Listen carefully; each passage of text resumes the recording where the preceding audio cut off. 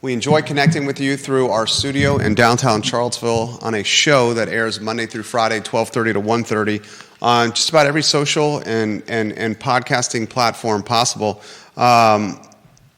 Today's program, I'm jacked up for. We had, this week in particular, a news cycle that is loaded with quality content that applies to the city, to Albemarle County, and to Central Virginia as a region. We'll talk about a broadcasting brouhaha, a broadcasting brawl. Do we have another synonym, Judah, for brawl or brouhaha that starts with a B? I don't right now. Brouhaha is one of my favorite words out there. I love brouhaha and I love the word scuttlebutt. Anyway, Joe Thomas against Monticello Media. Viewers and listeners are saying battle or bickering as options. A broadcasting battle, a broadcasting brouhaha, and a broadcasting brawl. Battle Royale. Thomas being sued by George Reed and Monticello Media. Full disclosure, Monticello Media, my former employer. Also full disclosure, I worked for Monticello Media at a time when I was also working for the Daily Progress, and when Clear Channel Communication sold its positions in Central Virginia to George Reed and Monticello Media. As part of that sale and that transition, we were all asked to sign non-competes.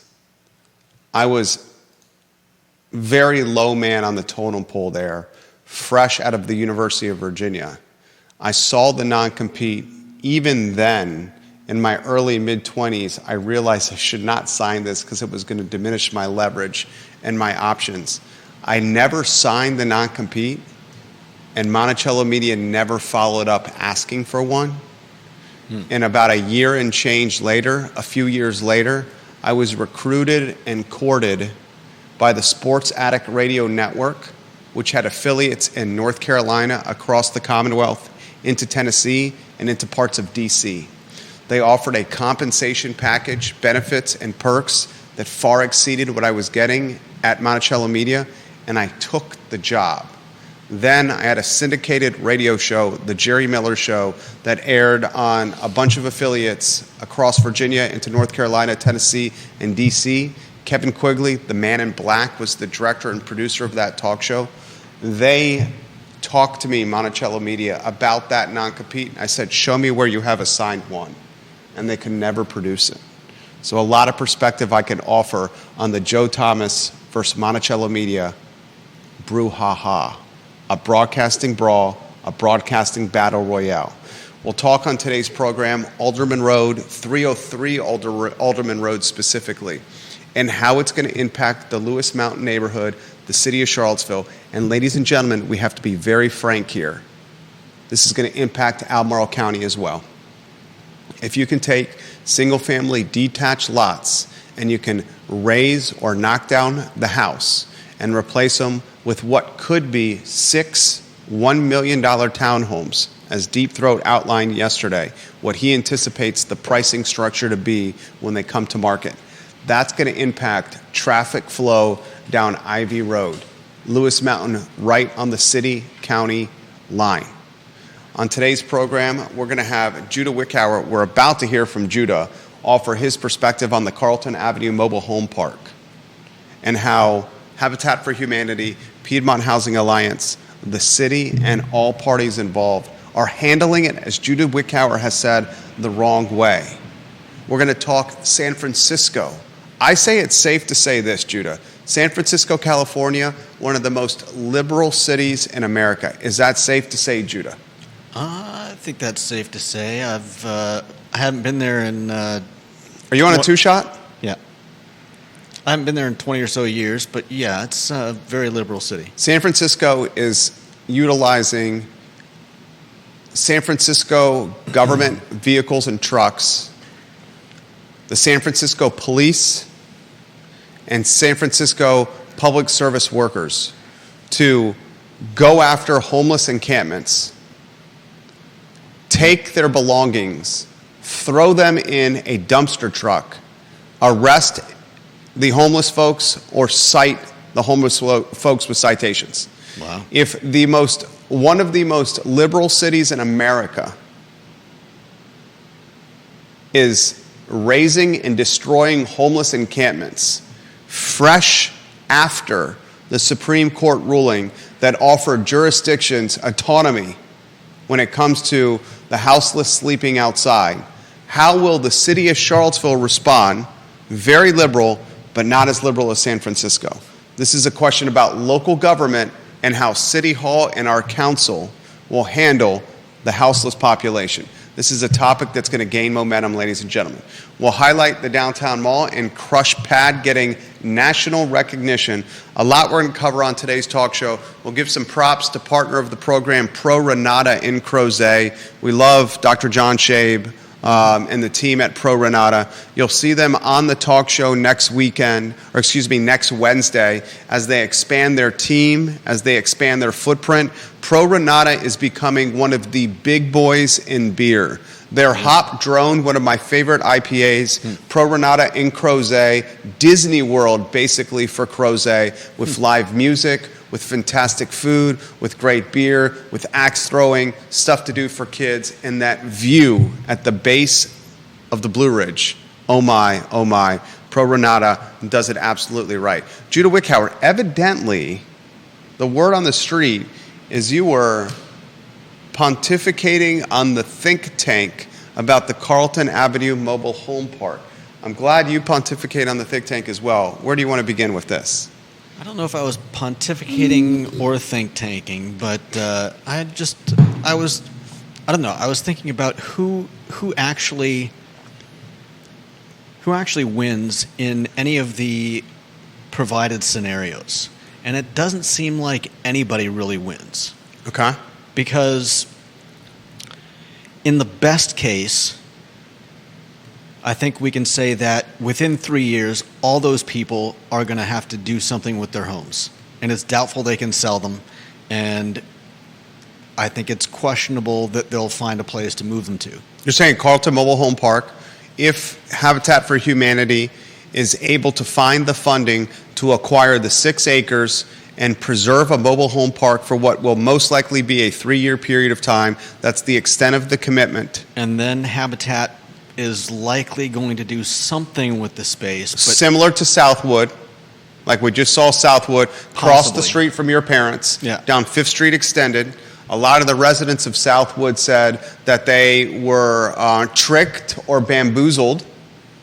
Yeah. Some were able to preserve a position in the redevelopment that is now Southwood. Others were certainly pushed out. Yeah.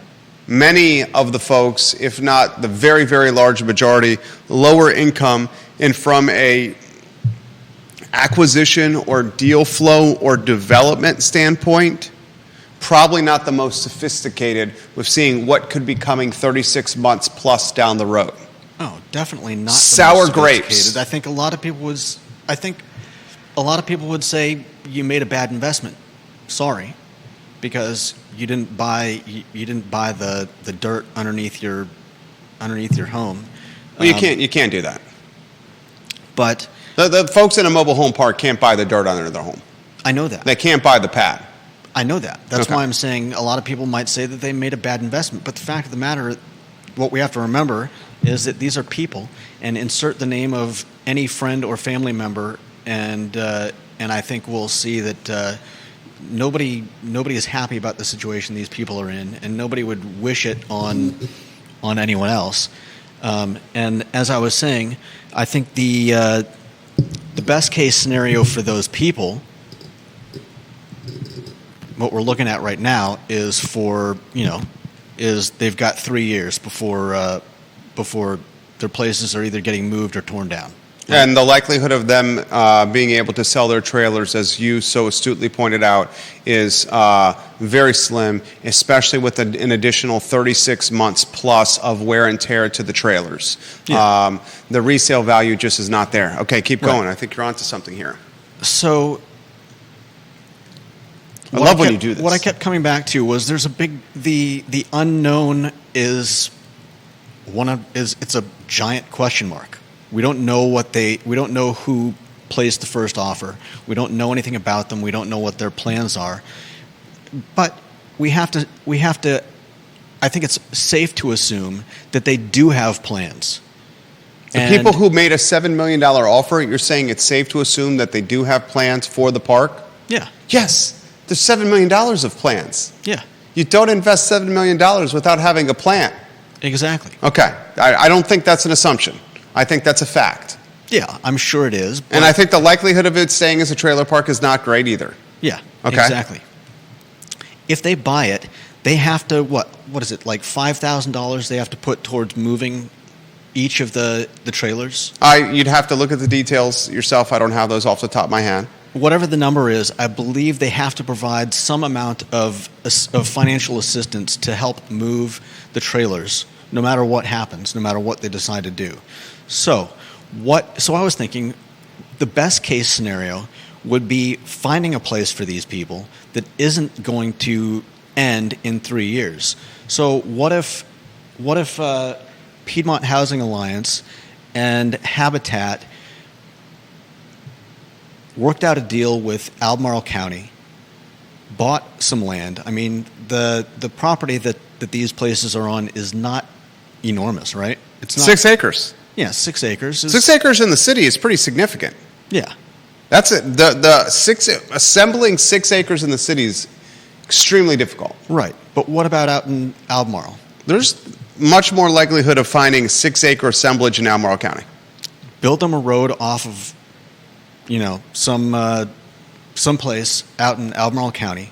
Buy a piece of land, get it set up, ready for these mobile homes to move in there, and then after this company buys the property in Charlottesville, they have to pay to move them all to the new spot. So they're covering that, and we have to assume, as we've already covered, they've got plans. So there's your density, hopefully some housing affordability, and all of these people get to keep their houses at a new spot. I mean, not all of them are going to want to move. They're trailers, but they get to keep the trailers, and Piedmont Housing Alliance and Habitat can work out a 99-year deal like CVille loves to do, and make it so that these people can't be moved off that land. A 99-year lease? Yeah. Okay. I mean, that's pretty much it. I don't know. It may be a horrible plan. I obviously don't know, I obviously don't know housing like you and some of our viewers do, but it seems like more people win in that configuration than what we're currently looking at. Can I push back on it? Yeah, of course. First, I'm not claiming that this is a great idea. Don't marginalize your ideas. Go ahead. Always lead with confidence. I'm going to push back on it. Sure. Who's going to pay for the dirt in Albemarle County? You could ask the same question of who's going to pay for the dirt in CVille. Okay. Who's going to pay for the site work in Albemarle County? I would hope that Who's going to pay for the roads?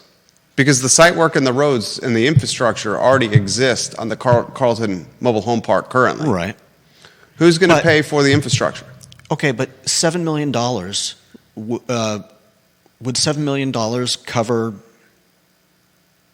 cover 6 acres in Albemarle County? Depends on where the 6 acres are. Right.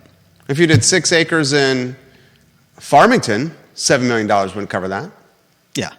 I mean, if you did 6 acres in Greenwood, maybe. I think we can safely say that I wasn't 6 acres in Woodridge, maybe. That they buy 6 acres in Farmington. I'm going to offer a more pushback for you.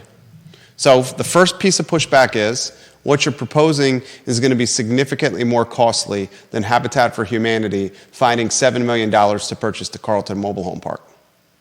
Why significantly? Because there's no site work. There's no infrastructure. There's no roads. You would have to build those. You'd have to coordinate with VDOT. Right. You'd have to get the Virginia Department of Transportation involved. You'd have to talk taxpayer money. Okay. It would have to go through the Board of Supervisors. You'd need to do a joint venture with the city of Charlottesville and Albemarle County. The last time the city of Charlottesville and Albemarle County tried to do a joint venture was the courthouses and the removal of the Albemarle County courthouses from downtown Charlottesville to some location in Albemarle County to spur or stimulate economic development. That was a train wreck of significant proportions. I'll take it a step further. We talked last week on the program that the planning commissions of the city of Charlottesville and Albemarle County have not met in 5+ years. You're proposing a suggestion that involves the planning commissions to work in joint fashion, the city of Charlottesville and Albemarle County, and those same commissions have not met in joint fashion in over 5 years. I'll take it a step further. Maybe it's time we rise up. I'll take it a step further. Take up arms against I'll take it a step County. further. How are you going to handle this? Judah Wickower wants to take the population that is a step or two above being houseless away from the epicenter of employment and compartmentalize them on the cheapest dirt in a vast county called Albemarle and make them figure out a way to get to their jobs in the city. How are you going to manage the political outcry and the political fallout from activists in livable CVille if you make that move? That's kind of a fool's argument, though. No? Yeah. You're taking the marginalized family, the marginalized population, and you're saying you have to go to the furthest corner of Albemarle County, put them in Woodridge, put them in Afton, put them in Greenwood, put them right on the Barbersville line. I never said the furthest corner. Well, that's the cheapest dirt. And it's not going to be in the urban ring, 6 acres. Okay. Well, then let's stick with the original plan where they get 3 years, and that's it. I mean, if somebody seriously wants to argue, I'm not saying that it's a great idea, and I'm not saying it would work, but if you're just comparing the idea of moving their houses to somewhere that's, you're right, not the center of Charlottesville, I would think that's still a better alternative to having a house for the next 3 years and then figure it out. Good luck. I appreciate the pontification. I would see it playing out this way. Activists up in arms that were compartmentalizing a marginalized population in the furthest corners of our community, forcing them to figure out ways to get to employment and pushing them into areas where public transportation does not exist. That's fair. I think they would say, who's going to pay for the project? I think they would say, are Albemarle County taxpayers going to have to float the bill for city residents in a city problem? I think they would say, are we sending city problems to Albemarle County to manage in perpetuity with our taxpayer resources, with our utilities, with our water, with our electrical lines, with our relationship with the Virginia Department of Transportation? You're basically taking a population from Charlottesville and jettisoning it to Albemarle County and saying, Albemarle County, this is now your conundrum. How is it their conundrum? What do you mean? Right now, it's Charlottesville's conundrum. I would say it's not really Charlottesville or Albemarle's It's conundrum. definitely Charlottesville's conundrum. Local government's about to loan money to Habitat for Humanity to buy a trailer park. Yeah, but we both know that Albemarle County is not going to lend anyone money to do anything about it. Just push him back. Yeah. I appreciate your idea. You're probably right that would be the argument. It's, I think we can both say that those arguments, if you're going to get outraged, I think the time has passed for that. These people are getting pushed out of their homes one way or the other sometime in the next 3 years. Can the studio camera pick up the guy on Market Street right now walking around with a cape and a wand? Do you see him? Do you have the studio camera on? No. There's a Market Street cam. There's a man with a cape and a Is it the red cape? A staff. I think we just missed him. That's all right. We'll get back to the Joe. Let's go back to the Joe Thomas here. No need to get it out there. Lower third on screen, the first one, Joe Thomas versus Monticello Media. Hoss Spencer has excellent reporting on this. Joe Thomas, I need to offer some disclosures here. And we have some comments that have come in here. I'll get to Deep Throat's comment here in a matter of moments. Deep Throat's comments are excellent. Bill McChesney, I'll get to your comments here in a matter of moments. Logan Wells Claylow and Vanessa Parkhill, thank you for watching the show. Viewers and listeners, like and share the show. Vanessa Parkhill, I'll get to your... Vanessa Parkhill says, as an Albemarle County taxpayer, I have no desire for my government to do a joint venture with the city of Charlottesville. They already get a chunk of our tax dollars via the revenue sharing agreement, and I have no vote on how those dollars are spent since I don't live in the city. Albemarle leadership needs to not enable more poor decisions made by city council. Just pushing back a little bit on there, Judah. I appreciate that.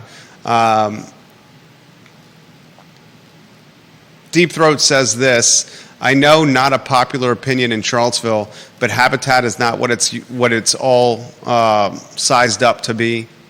There's a woman who worked for us in Austin, got a home via Habitat. It was falling apart within 2 years. She was great with our kids and didn't have a lot of options. We ended up giving her several thousands of dollars to deal with urgent repairs to shift what was not done right the first time. This was also the argument made in the Charlottesville Tomorrow article, who quoted residents of the Carlton Mobile Home Park who pointed to the park that was next to the Mobile Home Park Carlton, formerly the Sunshine Mobile Home Park, that was converted to apartments and condos. And the residents quoted in the Charlottesville Tomorrow story said that structure is not of good quality. Yeah, and there were other problems as well with dealing with Habitat. And then he makes a joke. Well, if we trust Bo Carrington and Justin Schimpf, the land by the Rivanna on High Street is perfectly safe. Put the trailers there. That's obviously a tongue-in-cheek joke. Yeah. The community would not allow that. The Joe Thomas story. Put them on stilts. The Joe Thomas story. Put the mobile homes on stilts? I think he's also, I hope he's joking. I think he's joking. The Joe Thomas story is one that hits close to home. I need to offer some disclosures as you're rotating lower thirds on screen. Joe Thomas was my one-time boss at Monticello Media. I worked for the Daily Progress as a staff writer and editor while working as an on-air personality for Monticello Media. I did a sports show on 1400 WKAV, an AM station. That show started on a 30-minute slot on Saturday mornings, and it got very popular very quickly. The 30-minute slot on Saturday mornings turned into 2 hours on Saturday mornings, and that 2 hours on Saturday mornings turned into Monday through Friday, drive time, talk radio, sports wrap with Jerry Miller, and a Saturday morning show as well.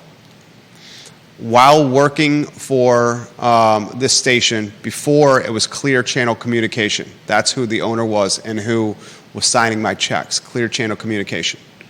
I took the talk show from 30 minutes on Saturday to 5 days a week, while Clear Channel was the owner of the stations and the cluster that Monticello Media owns now. George Reed, a fantastic business person, believe he lives in Florida, knows the radio business inside and out, owns stations elsewhere, including Blacksburg, also out of the state. He puts an offer on the table when Clear Channel Communication was just in the crapper from a business model standpoint.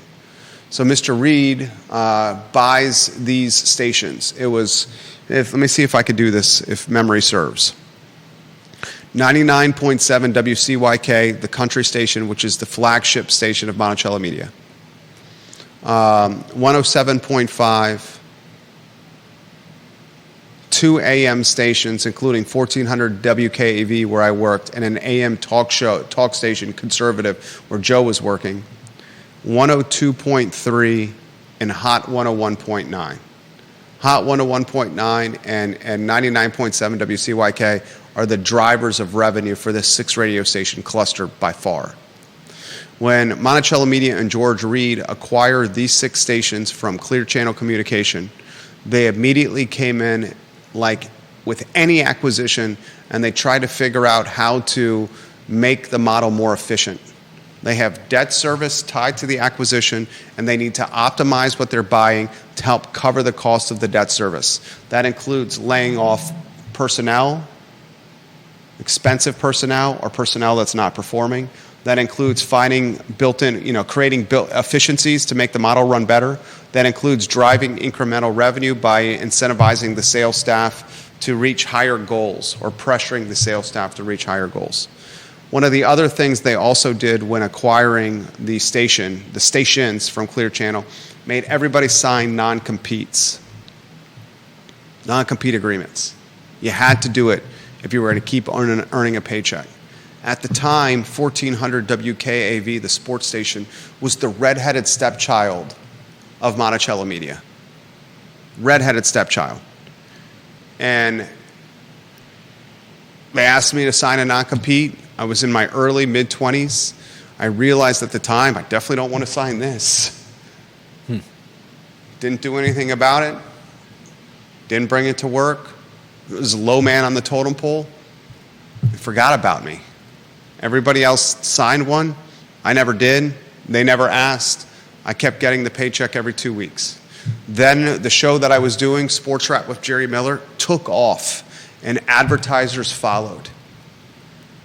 And when the show took off and advertisers followed, another radio group, the Sports Addict Radio Network, owned by a family out of Roanoke or Blacksburg, they had sports affiliates all over the Commonwealth, ESPN affiliates in North Carolina, in Tennessee, and D.C. Pretty large coverage footprint for this family-owned radio network. Their vice president randomly reaches out to me and says, we want to make you an offer. We want you to come to our network. We're going to give you this signing bonus. We're going to give you this base salary. We're going to give you this percentage for sales that are associated with your show. Anytime you surpass this barometer, you get a taste. We'll give you medical. We'll give you health care. We'll give you a BlackBerry. Remember when BlackBerries were a thing? I used to love the BlackBerry. The actual keypad where I would push the buttons, I was a wizard on that BlackBerry. An absolute wizard. And I said, wow, this is a pretty good package here. I negotiated a little bit, got the signing bonus a little higher, got a little bit more base pay, and I said, I'm ready to go, I'm ready to move. Joe Thomas is literally my boss at this time. He's the program director of WCHV and the program director of WKAV, the sports station I'm working for. And I go into work and I say, here's my 2 weeks notice. I'm not going to be working for you anymore. I'm going across the street. Really, it was Greene County where the local transmitter was situated. And I'm not going to be doing a show on Monticello Media afternoons anymore. And they said, what? What are you talking about? You can't do that. Sign a non-compete. You can't do that. I said, I'm doing this. They said, we'll be in touch with you. Came back later and they said, where's that document that you were supposed to sign to stay on air? And I said, what do you mean? What do you mean, that document? And they pulled it out. They're like, you need to sign this if you need to stay on air. I said, I just told you I'm taking a job elsewhere. Why would I sign this that says I can't take a job elsewhere? They said, you need to sign this if you want to still stay on air. I said, I'm not going to sign this. And that's when we parted ways. Prior to the 2-week window, my 2-week notice. That's how the marriage divorced with Monticello Media and yours truly. Joe was sour with me. George Reed, certainly sour with me. The sales staff, sour with me. The folks, we built a brand here, a 5-day-a-week brand that was doing a lot of revenue, the Sports Rap brand. Long story short, I go do the show over there, get some advertisers. That ends up being a television show. The Jerry Miller Show on these radio affiliates ends up being a TV show on Sunday with NBC 29 and a TV show on Saturday with the CW, which is also part of the NBC affiliate. I was able to parlay radio on air, syndicated in 3 states and into the DC area, into 2 TV shows as well while writing for the newspaper, the Daily Progress. So we were doing print, radio, and television all at the same time, mid-early 20s. I think it was like 75, 80, 85,000 in salary, mid-early 20s. And then finally I said, I'm going to start my own business. That was 16, almost 16 and a half years ago. 16 years ago in May, so 16 years and change when I decided to start my own business. I've told that story before. I won't get into it today. The point is I offer that perspective to you because I have firsthand perspective on what Joe is going through now, what Monticello Media is going through now. Joe signed a non-compete. I know what the non-compete looked like. I probably still have it somewhere at my house. That non-compete clearly says you can't work for a competitor in broadcasting. You have to take time off the air before you can work somewhere else. Why they want you to take time off the air before you can work for another station is because they don't want you to take the advertisers with you, because the advertisers are tied to your brand in a lot of circumstances when it comes to radio. Furthermore, the radio station with its commercial programming, with its liners, with its spots, it builds the brand of the broadcaster. The broadcaster's brand is being built by the radio station. So Monticello Media can legitimately say, we built Joe's brand. One of the reasons Joe is able to buy this station in Stanton is because we built his brand over these years of him working here in Charlottesville and Central Virginia. And that's true. That is 100% true. They paid for Joe to go to political conferences, political events, out-of-market events, and they created commercial inventory around Joe Thomas, the broadcaster, an award-winning broadcaster, fantastic broadcaster, all-around great guy. Here's the problem, and this is a perspective from somebody that's in the industry, worked in the industry, loves media analysis. With the suing of Joe Thomas in court, Elliot Harding, Joe Thomas's attorney, by the way, did you catch that? Yeah, I saw. Friend of the program, Elliot Harding, great attorney, Elliot Harding. The suing of Joe Thomas makes Monticello Media look bad here. It's a David and Goliath situation. Yeah. It's as if Joe Thomas has a slingshot and like 4 or 5 rocks and is swinging his rocks above his head to try to defend himself with this slingshot.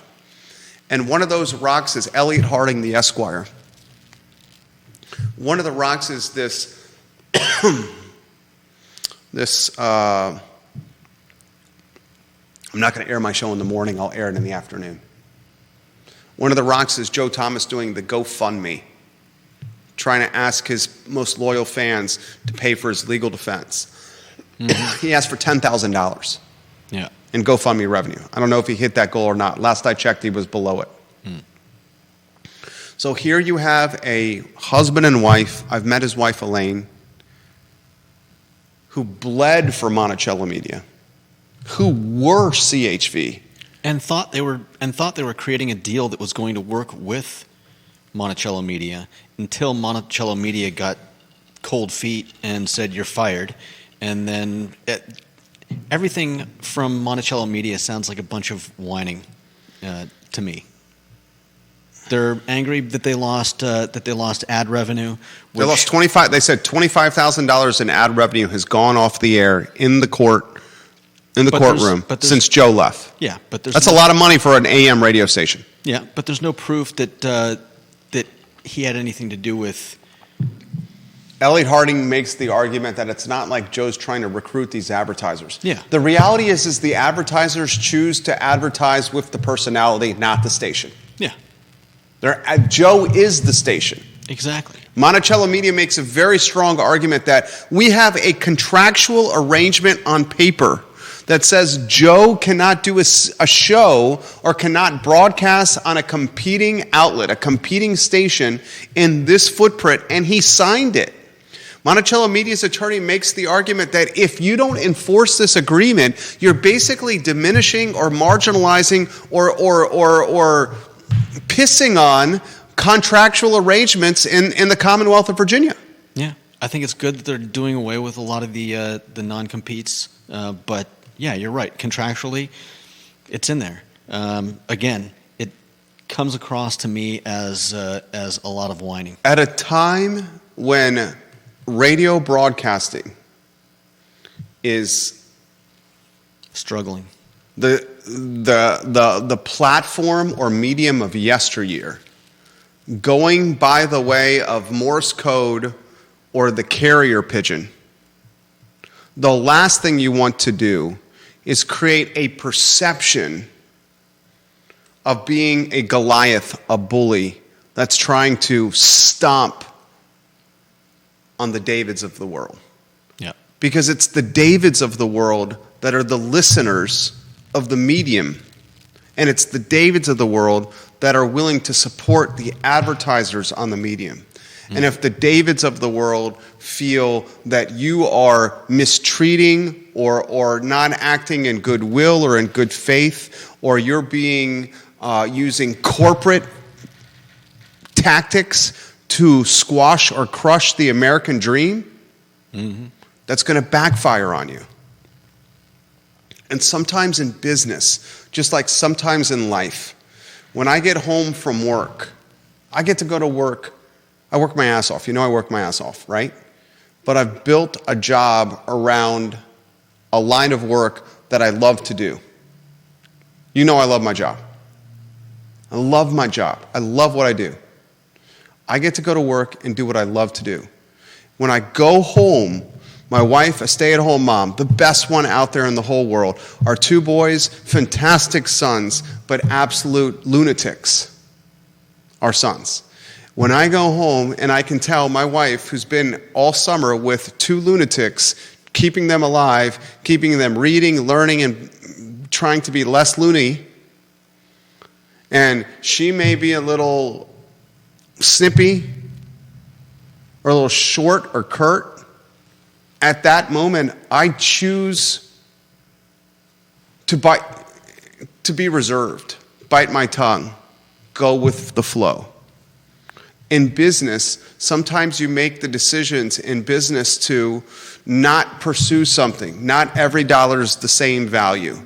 You make decisions in business that are for the betterment of the business in totality, where you may lose the battle today, but you do it so you win the war tomorrow. And Monticello Media is coming across as being so focused on winning the battle today that they're going to lose the war tomorrow. And the war that they're going to lose tomorrow is the war of perception and goodwill and community equity. No doubt.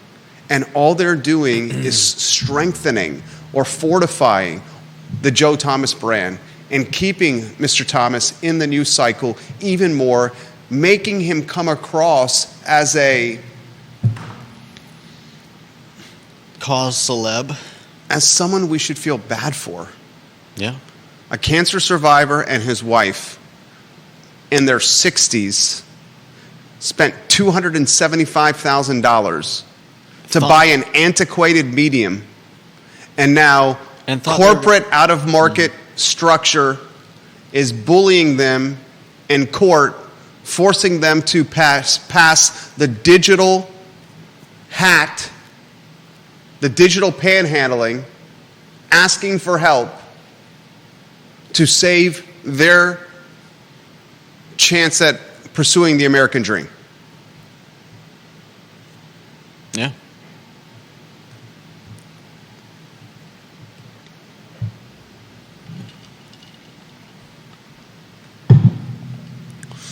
John Blair offering some perspective. I don't know the particulars, as non-competes aren't my practice area, but the Federal Trade Commission's recently enacted a nationwide ban on non-competes with certain exceptions. Mm-hmm. I don't know if that will come into play in this litigation or not, but I thought I'd pass this along to you. Thank you, John. Hall Spencer reports on the non-competes in the article. Do you have the article in front of you? Yeah, he basically says that after 2020, they're pretty much defunct. There's not really much you can do with a non-compete, but since this was signed in 2007, the judge, who clearly, based on Hall Spencer's reporting, seemed to think that this was a little bit frivolous, but I think he sided with the law, and I think the judge was looking at this and being like, "Look, what are you guys doing? Like, his station may have a little bleed over into your area, but you're basically being a bully. You're being arses. You're utilizing the court system and wasting taxpayer resources to bully a cancer survivor in his 60s and his wife, who spent $275,000 that they did not have to buy an antiquated medium, and you're trying to slice and dice the American dream. And bought it thinking that they were going to coexist with Monticello Media until Monticello Media changed their minds. You know what they say about partnerships in business? What's that? You know what they say about partnerships in business, right?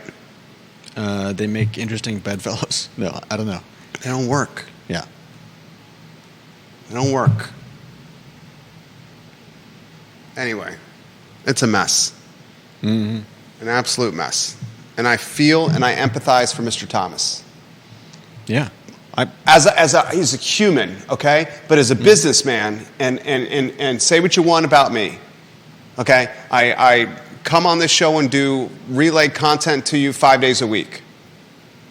This is a portion, a small sliver of what we do professionally. We love this community.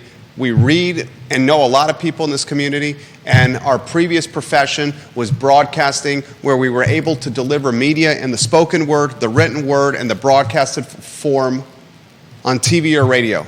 And we're using those experiences to raise awareness for our business endeavors, whether it's the business brokerage, the real estate holdings we have, the consultation we offer businesses to increase market share or drive incremental revenue, the funding raise we help businesses do where they're looking for funding from folks in the community. That's how we make our living.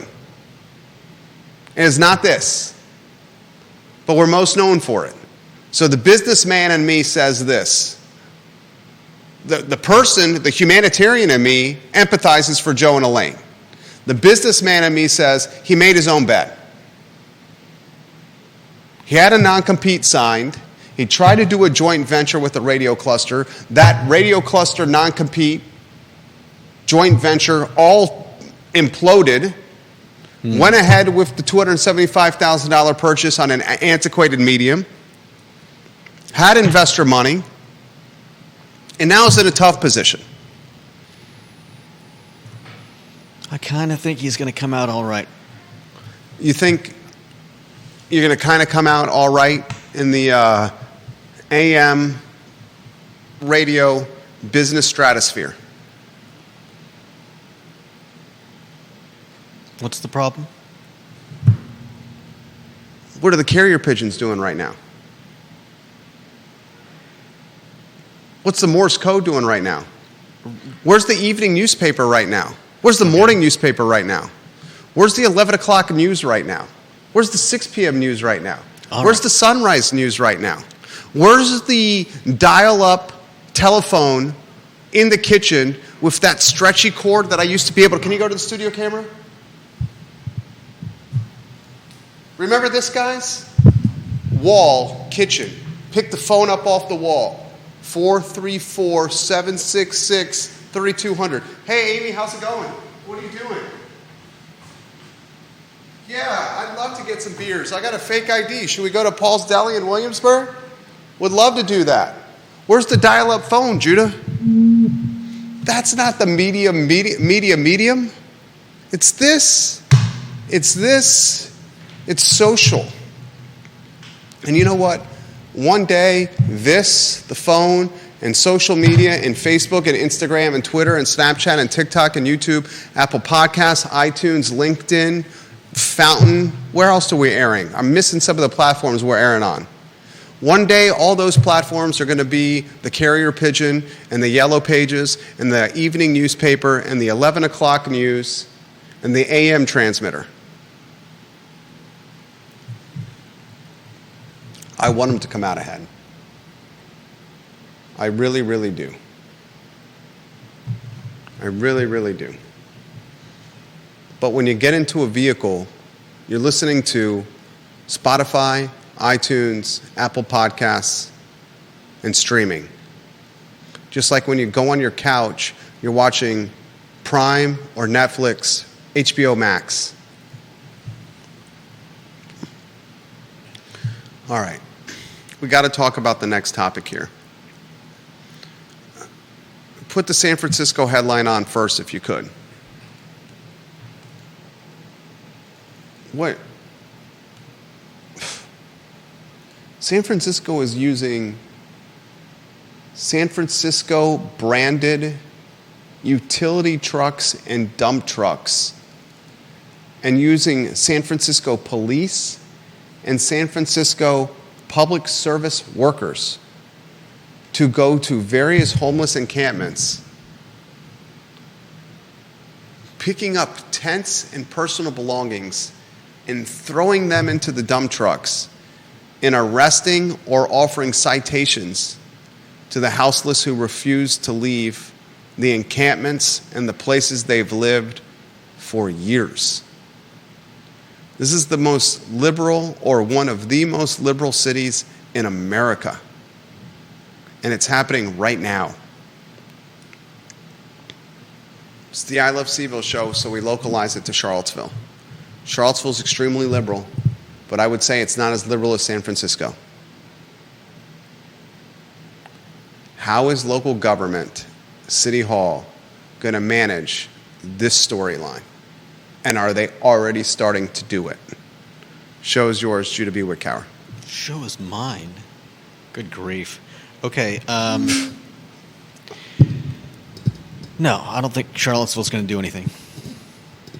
I think the situations are so different as to be almost unrecognizable as the same problem. I think part of what's going on in San Francisco is likely,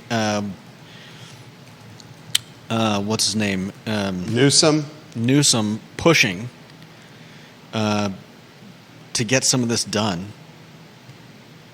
I think he's lived under a cloud of a miasma, if you will, of miasma. Of the problem miasma. of the problem of homeless people in California for years, and he's finally got the ability to do something about it, and he's pushing for localities to do something about it. And I would imagine that the government in San Francisco, as liberal as it may be, has probably had enough of some of these encampments, and given now they've been given the go-ahead, and not just the go-ahead, but the push by Newsom, they're going to do something about it. I don't think that we have... I'm going to push back on this. I don't think that we have the type of problems that you see in California. And frankly, I don't think, even if we did, I don't know if CVille would do anything about it. I'm going to push back on this. Unless it was in a park. Okay, well, there was one of the points I was going to make. We had an encampment at Market Street Park. That was the first problem Sam Sanders, the newly minted city manager, had to deal with. Yeah. A problem Sam Sanders created himself. A problem that was monikered and dubbed by this show Sandersville, the modern-day version of Hooverville. He was lambasted by media and taxpayers and stakeholders, and he looked bad with that decision. And then he made the police the fall guys as the folks that had to clear the encampment in the park. The police had to evict the park houseless population. On downtown Charlottesville, across from City Hall with the bus station, earlier this week, fencing was positioned. Yeah. Wrapping around the area specifically where half a dozen to a dozen homeless folks live. I know. It's a very intimidating barrier. A barrier that did not exist last week, exists this week. A barrier that exists freshly in the shadows of the Supreme Court decision that allows jurisdictions the autonomy to evict the houseless from public spaces. Mm-hmm. I'm making a bold prediction that is the first step in the city making an effort with the houseless in 10.2 square miles. And that Supreme Court decision, influenced and complemented by Friends of CVille, the lobbying group of stakeholders, real estate owners, and small business owners in downtown Charlottesville, is going to be a perfect storm that pressures and influences council to take a different stance on the houseless population in this city. Okay. Time will tell. Yeah. Time will tell. Did you find the fencing around the transit station, formerly the Visitors Bureau, odd? What was your reaction to that fencing?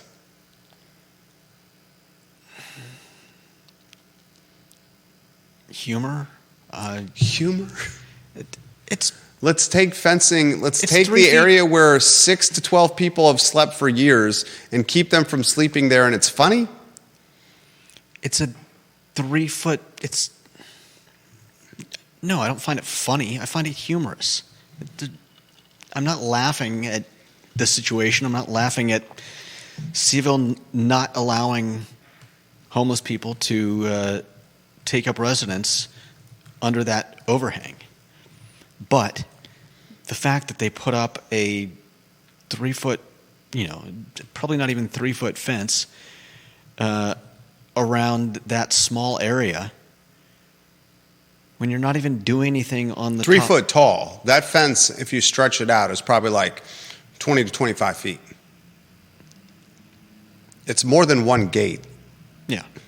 So you're probably looking at 20 to 25 feet of fencing there. Oh no. Someone told them to do that. Right? Somebody decided to put it up there. Who made that decision? It's a good question. Was it the head of Neighborhood Development Services? Did City Council make the instruction? Was it Sam Sanders? Who told them to put 20 feet of fencing around the train station, around the transit station, not train station, the bus station? Mm-hmm. Who made that call? And you're blocking off the entrance to the bus station.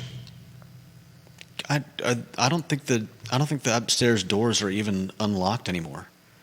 I'm pretty sure you can get through. I'm pretty sure you can get through the upstairs by going in through the Water Street entrance. We should figure that out.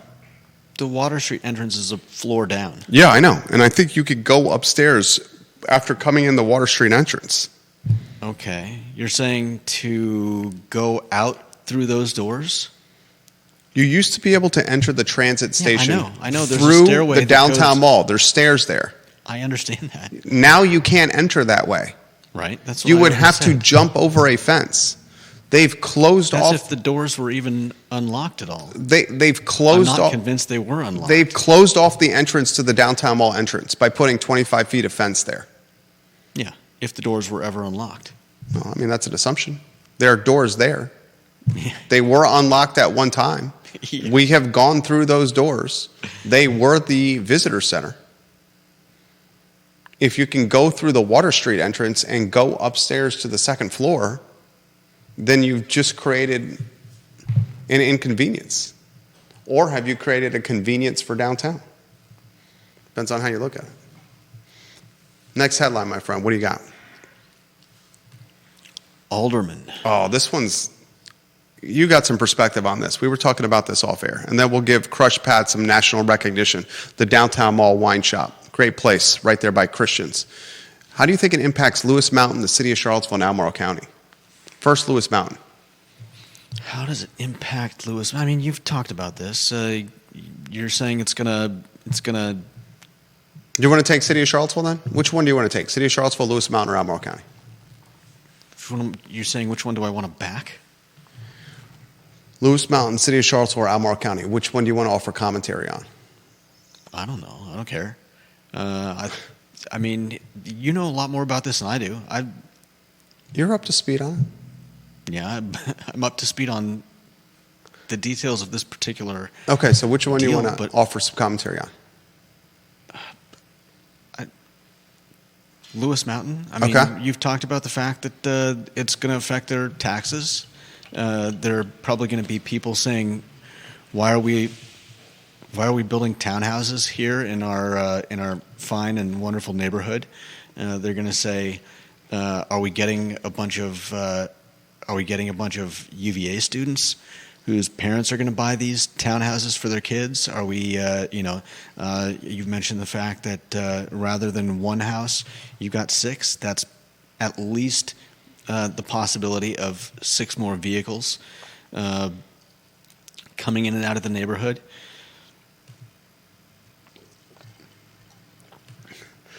John Blair, like your, what was the word you used? I think it was the first time I ever heard it. Miasma? Miasma. What's the definition of that? Miasma is a kind of a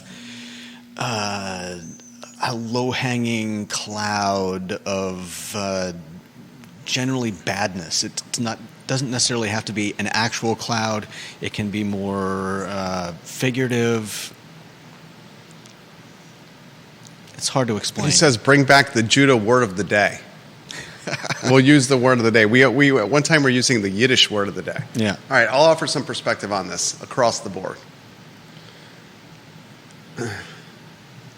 After seeing 303 Alderman Road and what the plans are going to be with the 6 townhomes, I think you got more people incentivized to sell at Lewis Mountain because they see, A, the value of what could be their property, and B, the impact a development like this could have on quality of life in the neighborhood. Could it also be that they want to get out before their neighbors do? Like, I want to highlight this, the uniqueness of 303 Alderman Road, having frontage on Alderman Road and on Minor Road. They're able, if you saw the SHIP engineering plans, and Sean Tubbs posted that on his community Substack, they're able to build 3 units on Minor Road and 3 units on Alderman Road. Yeah. For those that think that they can cash out in Lewis Mountain because someone's going to buy it and slab 6 townhomes on there or more density on there, this is a unique lot. It's got frontage on 2 different roads. It's a unique lot. Yeah. This can't happen with every lot in there. It's important to highlight that. Mm-hmm. I think you have a neighborhood that clearly is going to go through some gentrification here. Clearly going to go through some redevelopment here. You got a Tony and posh neighborhood that is primed to change quickly because of the new zoning ordinance. I think you have to look at this from an Albemarle County standpoint as well.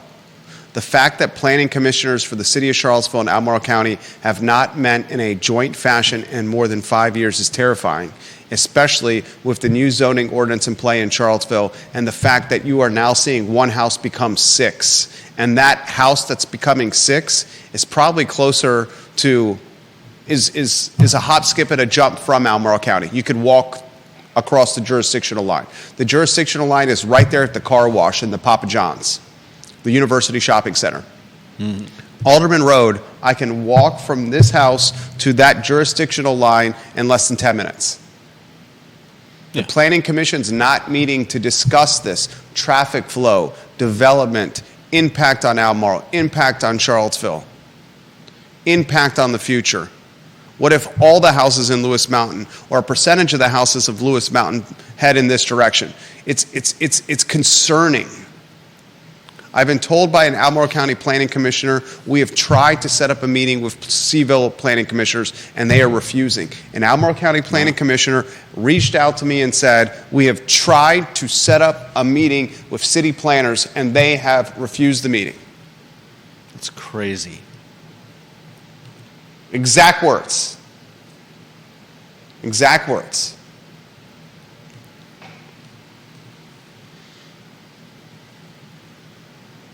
Welcome to the madhouse.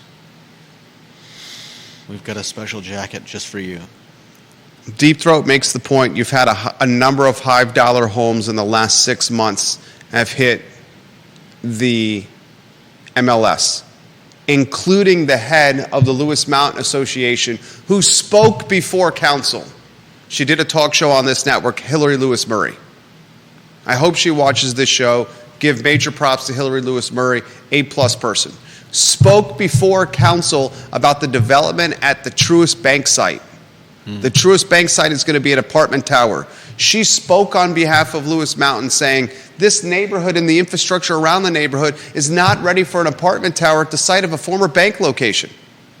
She doesn't live in the city anymore. She sold her Lewis Mountain home. She made bank.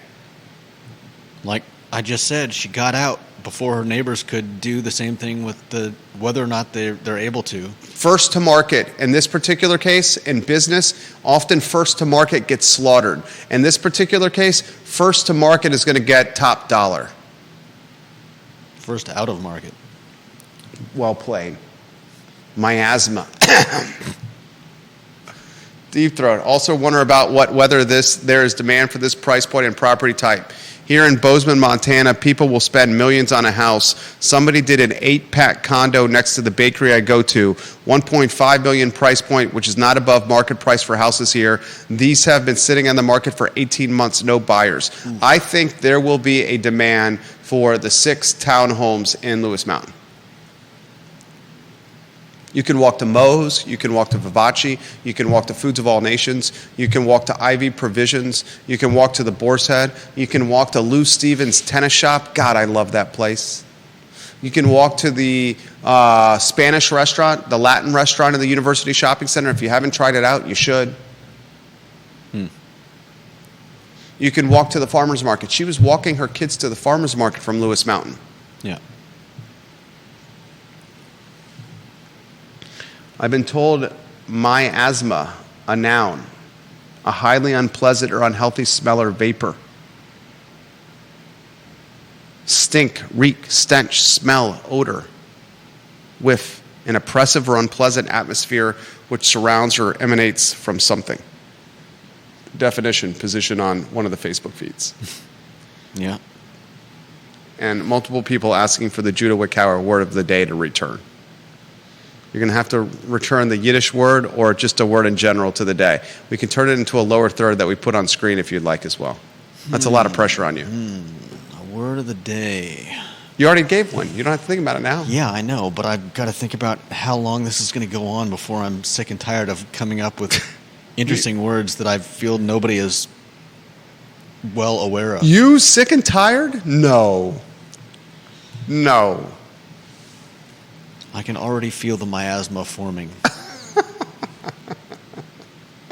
Well played, Judah. And as the Russians would say, it's not my asthma, it's our asthma.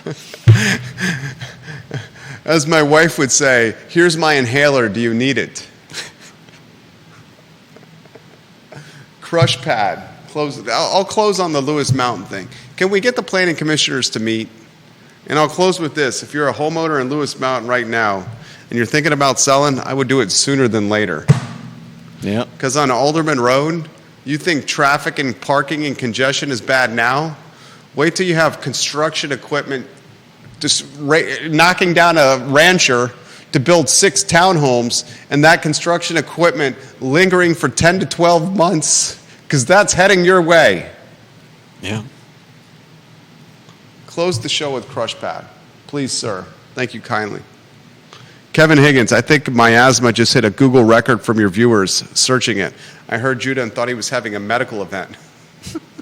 Miasma. Oh, no. Bill McChesney says the word of the day is fine. Just don't bring back the Great Bubini. Hey, I lost my wands. Thank you. You didn't like the Bubini?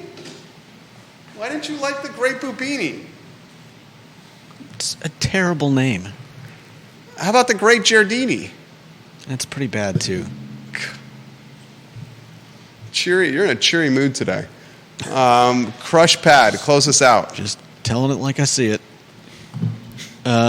They've been voted one of the best wine shops. Not one of the best wine shops in Charlottesville. Because we have a lot of those. Not one of the best wine shops in Virginia. We have a lot of those. But apparently, one of the best wine shops in the United States. That's impressive. Kudos. Kudos. That is impressive. They are the team behind Bizou. They're the team behind Luce. They're the noodles. What?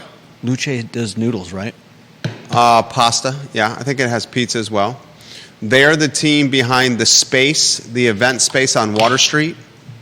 Are they the team behind Bang Tapas? I should know this. I know for a fact they're the team behind Bizou, Luce, the space on Water Street. I am not sure if they're the team behind Bang. They are the team behind Bang. They are the team behind Bang. So you're Very talking nice. Crush Pad, Bizou, The Space, Bang, and Luce. All the same family tree. USA Today ranked them number 5 in the top 10 wine shops nationwide. Number 5. Wow. That's impressive. That's very impressive. I thought you were impressive today. Miasma. I'll never Thank forget you. that. That's literally the first time I've heard that word in my Our life. asthma. What? Our asthma. Come again? A joke. Pass me the inhaler. Yeah. That's all she wrote. It's the Thursday edition of the show. It was pretty good. I thought it was going to be better. Judah was great. I was so-so. We'll see you tomorrow at 10:15 a.m. with Real Talk. Keith Smith's in the house. I'll be here, then the I Love CVille show to close it out. So long, everybody.